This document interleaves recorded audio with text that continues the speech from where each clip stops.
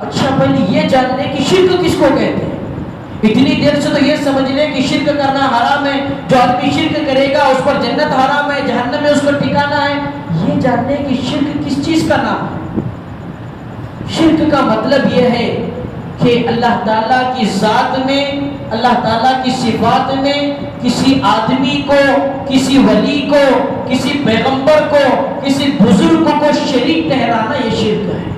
مثال کے طور پر اللہ تعالیٰ کی جو اوصاف ہیں، اولاد دینا، دعائیں قبول کرنا، اللہ تعالیٰ کا حق یہ ہے کہ اس کے سامنے سجدہ کریں، اس کے سامنے رکوع کریں. اللہ کا حق یہ ہے کہ اس سے مانگیں، دعائیں اس سے مانگیں، مرادیں اس سے مانگیں، منتیں اللہ تعالیٰ سے مانگیں، حاجتیں ضرورتیں اللہ تعالیٰ سے مانگیں. یہ ایسی چیزیں ہیں جو اللہ تعالیٰ کے اوصاف میں، اللہ تعالیٰ کی صفات میں، یہ ایسے صفات ہیں کہ اللہ کے علاوہ کسی میں شریک نہیں ہو سکتے. اگر کوئی آدمی دنیا کے اندر اللہ کے ان اوصاف میں کسی کو شریک کرتا ہے، مثال کے طور پر کسی ولی سے جا کر دعائیں مانگتا ہے، کسی کی قبر کے سامنے جا کر سجدہ کرتا ہے، کسی قبر پر جا کر چادر چڑھاتا ہے، کسی قبر پر جا کر پھول چڑھاتا ہے، اور کسی قبر کے سامنے کھڑے ہو کر رکوع کرتا ہے، سجدہ کرتا ہے، دعائیں مانگتا ہے، منتیں مانگتا ہے، حاجتیں مانگتا ہے، ضرورتوں کا مطالبہ کرتا ہے اور اپنی بگڑی بنانے کا مطالبہ کرتا ہے، تو اللہ تعالیٰ فرماتے ہیں کہ یہ اوصاف ایسے ہیں جو صرف میرے لیے خاص ہیں. اگر بندہ دنیا کے اندر رہتے ہوئے ان اوصاف کو، ان صفات کو کسی ولی کے سامنے مانگ رہا ہے، کسی بزرگ کے سامنے مانگ رہا ہے، چاہے وہ ولی یا بزرگ زندہ ہو یا مردہ ہو یا اپنے قبروں میں زندہ ہو، کسی بھی حالت میں اگر بندہ اللہ کو چھوڑ کر غیر اللہ سے مانگتا ہے تو آدمی شرک میں مبتلا ہو رہا ہے. کریمہ کا مقصد یہی ہے کہ اللہ تعالیٰ شرکوں کو بدلا رہے ہیں. چلو قرآن کریم کی ایک اور مثال آتی ہے. حضرت زکریا علیہ السلام، ان کی عمر تقریباً 90 برس کی ہو گئی. ان کی کفالت میں حضرت مریم کو دے دیا گیا تھا، ان کی نگہبانی میں، ان کی ذمہ داری میں حضرت مریم تھی. تو حضرت زکریا نے مسجد اقصی کے تھوڑے بازو میں ایک کمرہ اور حجرہ بنایا تھا جہاں پر حضرت مریم رہا کرتی تھی. وہاں پر حضرت زکریا کے علاوہ کوئی نہیں جایا کرتے تھے. ایک مرتبہ حضرت زکریا علیہ السلام حضرت مریم کے حجرے میں داخل ہوئے تو دیکھا کہ حضرت مریم کے سامنے بے موسم پھل رکھے ہوئے ہیں. بے موسم پھل، مثال کے طور پر آم کا سیزن نہیں ہے، سامنے آم رکھے ہوئے ہیں. سیتافل کا سیزن نہیں ہے، سیتافل رکھا ہوا ہے، مثال میں دے رہا ہوں، کوئی اور پھل ہو سکتا ہے. تو بے موسم پھل حضرت مریم کے سامنے رکھے ہوئے تھے. تو حضرت زکریا نے فرمایا کہ انا لکی ھذا، اے مریم یہ پھل تیرے پاس کہاں سے آ گئے؟ تو حضرت مریم نے کہا قالت هو من عند اللہ، کہنے لگے کہ یہ میرے اللہ کے پاس سے آئے ہیں، اللہ نے مجھے دیا ہے.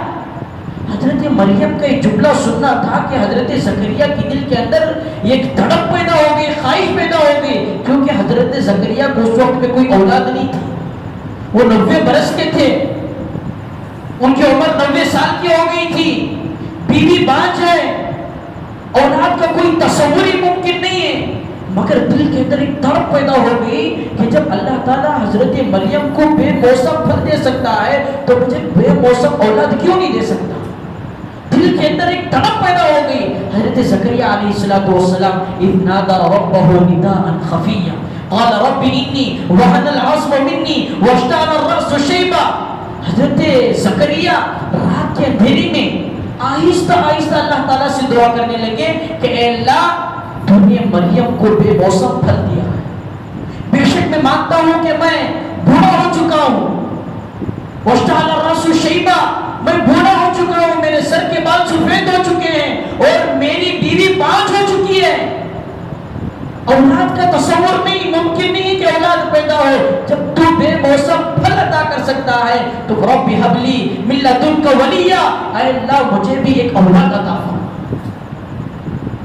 اللہ تعالیٰ کو یاد اتنی پسند آئی کہ اللہ تعالیٰ نے فوراً ان کو اولاد سے نواز دیا. حضرت یحییٰ علیہ السلام کی شکل میں، ایک پیغمبر کی شکل میں اللہ نے ان کو اولاد دی تھی. تو عزیزان محترم، یہ قرآن آیات ہمیں بتلاتے ہیں کہ کچھ بھی اگر مانگنا ہے تو اللہ سے مانگنا ہے. کسی پیغمبر کی معجزے کو دیکھ کر، کسی ولی کی کرامت کو ان سے چیزوں کا مطالبہ نہیں کیا جا سکتا. خود قرآن کریم میں اللہ رب العزت نے اپنے پیغمبر سے فرمایا قل لا اقول لكم عندي خزائن اللہ، اے پیغمبر اپنے ساری امتیوں کو کہہ دو کہ میرے پاس اللہ کے خزانے نہیں ہیں. قل لا املک لنفسی نفعا ولا ضرا، اور یہ بھی کہہ دو کہ نہ میں نفع پہنچا سکتا ہوں نہ میں نقصان پہنچا سکتا ہوں. نفع پہنچانے والی ذات اللہ کی ہے، نقصان پہنچانے والی ذات اللہ کی ہے. تمام آسمان و زمین کے خزانوں کا اگر کوئی مالک ہے تو اللہ ہے. آسمانوں کا مالک اللہ، زمینوں کا مالک اللہ، اولاد دینے والا اللہ. اللہ نے فرمایا یخلق ما یشاء اناثا اور یزوجہم ذکرانا و اناثا. اللہ تعالیٰ فرماتے ہیں کہ اللہ کی کبریائی اتنی بڑی ہے، اتنی بڑی ہے کہ اللہ تعالیٰ جب چاہتے ہیں جس کو چاہتے ہیں اللہ لڑکے دیتے ہیں، جس کو چاہتے ہیں اللہ لڑکیاں دیتے ہیں، اور جس کو اللہ چاہتے ہیں لڑکے بھی دیتے ہیں لڑکیاں بھی دیتے ہیں، اور اللہ تعالیٰ جس کو چاہتے ہیں اولاد سے محروم کر کے بانجھ بنا دیتے ہیں. وَيَجْعَلُ مَن يَشَاءُ عَقِيمًا، اللہ جس کو چاہتے ہیں بانجھ بنا دیتے ہیں. یہ اولاد کا خزانہ صرف اللہ کی دست قدرت میں ہے، اللہ کے علاوہ کسی کے اندر نہیں ہے. تو عزیزان محترم، یہ ایسی باریک باریک چیزیں ہیں جس میں آدمی کا تصور نہیں گزرتا کہ میں جو کر رہا ہوں آیا یہ شریعت میں داخل ہے یہ شریعت سے خارج ہے. اس لیے آیت کریمہ ہم یہ بتلاتی ہیں کہ دنیا کے اندر آدمی اگر کوئی بھی گناہ کر لے معافی ممکن ہے، شرک کی کوئی معافی نہیں ہو سکتی.